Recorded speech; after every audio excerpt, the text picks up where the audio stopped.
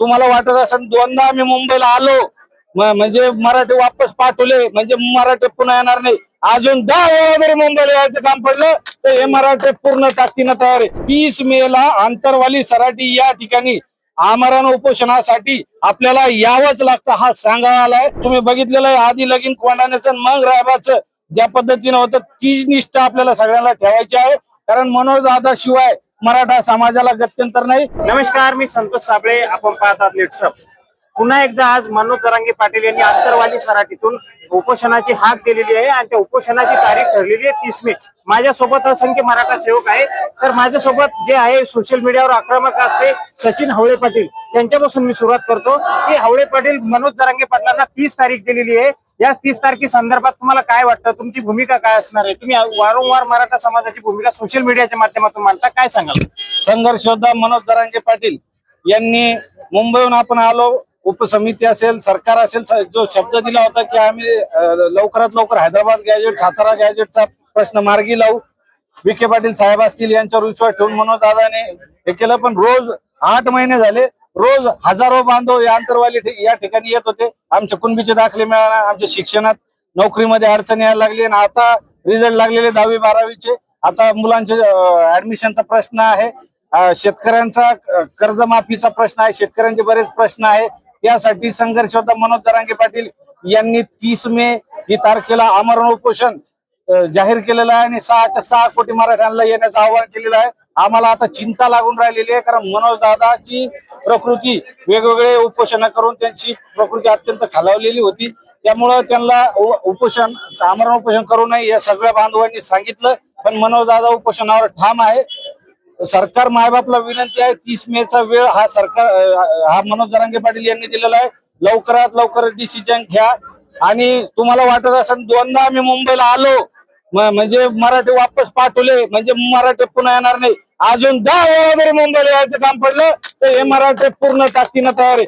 मुंबईत काय आम्ही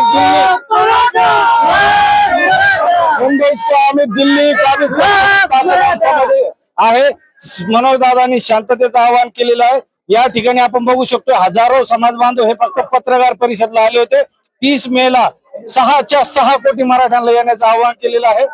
तर त्या दिवशी पुन्हा मनोज दादा उपोषण चालू करणार आहे. ज्यांना शक्य आहे, जे व्हिडिओ बघतात लेट्सअप मराठी जे बघतायत त्या सगळ्या बांधवांना माझी विनंती आहे, हा सांगावा तुमच्यापर्यंत पाठवत आहे. जसं मी सांगत आहे तसंच सगळ्या बांधवांना सांगा. मनोज दादांनी आम्हाला सांगितलं, आम्ही तुम्हाला सांगतोय. तुम्ही प्रत्येक बांधावर जाऊन आपल्या मराठा बांधवांना सांगा 30 मेला आंतरवाली सराटी या ठिकाणी आमरण उपोषणासाठी आपल्याला यावंच लागतं हा सांगावा आलाय. असं जसं आपण मूळ वाटी लग्न असलं की चुलबंद आवतन देतो किंवा मूळ वाटी देऊन की आग्रहाचं निमंत्रण देतो, त्या पद्धतीने प्रत्येकाला द्यायचंय.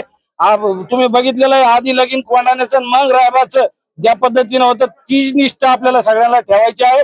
कारण मनोज दादा शिवाय मराठा समाजाला गत्यंतर नाही. गेल्या 40-45 वर्षात जे पदरी पडलं नाही 3 वर्षात मनोज दादा मिळालेला आहे. हजारो मुलं आपले हे नोकऱ्यांना लागत आहे आणि येणारा काळ हा मराठा समाजासाठी चांगला आहे. पण जे कुणबीचे नोंदी आपल्याला सापडत नाही, जेणेकरून आपल्याला ऍडमिशनचा जो प्रॉब्लेम येत आहे तो आता आयरणीवर आहे ना, ती लवकरात लवकर मार्गी लावण्यासाठी मनोज दादा 30 मेला उपोषण करेल. काय सांगाल तुम्ही कुठून आले आणि आजच्या मनोज जरांगे पाटलांना ही 30 मे तारीख आंदोलनाची जाहीर केली? पश्चिम महाराष्ट्रातून सोलापूर जिल्ह्यातून आलेलो आहोत.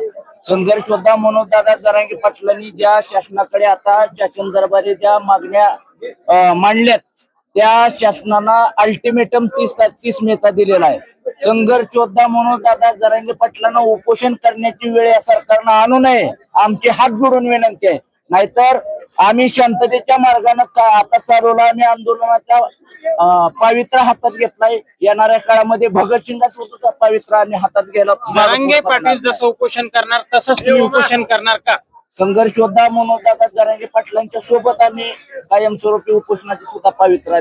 दादा काय सांगाल, तुम्ही कुठून आले? मी सोलापूर जिल्ह्यातील माळशिरस तालुक्यातील आलेलो आहे. मी दिव्यांग आहे आणि मनोज दादा जरांगे पाटील यांचा कट्टर समर्थक आहे. कदम पाटील आहे मी. ज्या सरकारनं मनोज दादा जरांगे पाटील यांना आश्वासन दिलेलं होतं आणि त्या मागण्या मान्य केल्या नाही त्या, परंतु 30 मे 2026 रोजी आज जर नाही मागण्या मान्य केल्या तर खाली मुंड्यावर पाय सरकारचे केल्याशिवाय सोडणार नाही. आणि मराठ्याला फसवण्याचा जर धंदा सरकार करत असेल, तुम्हाला वाटत असेल मराठा गप बसतोय, पण मराठा तुमच्यापेक्षा फार हुशार आहे. पण एकदा हर हर महादेव आणि जय भवानी जय शिवाजी महाराज, छत्रपती संभाजी महाराज विसर्जनाचे आल्यानंतर सरकारला प्रतिभूती करू. मला एक सांगा, मनोज जरांगे पाटील इथं उपोषण करणार आहे, तुम्ही ही जरांगे पाटलाच्या खांद्याला खांदा लावून उपोषण करणार का? आम्ही 25 मे 2025 मध्ये देखील आम्ही अंतरवाली या ठिकाणी पाटलांसोबत आमरण उपोषण केलं, परंतु पाटलांचा जसा आदेश येईल त्या पद्धतीनं महाराष्ट्रातला या देशातला आपल्या मराठा समाज पाटलाच्या आदेशाप्रमाणे वागतो. निश्चितच आपण पाहिलंय की मराठा समाजाचे लोक या ठिकाणी आक्रमक होताना दिसत आहेत. आणि आज ही फक्त पत्रकार परिषद होती. त्या पत्रकार परिषदेत लाखो मराठा समाज बांधव अंतरवाली सराटीमध्ये दाखल झालेले होते. व्हॉट्सअप मराठीसाठी अंतरवाली सराटी, जालना.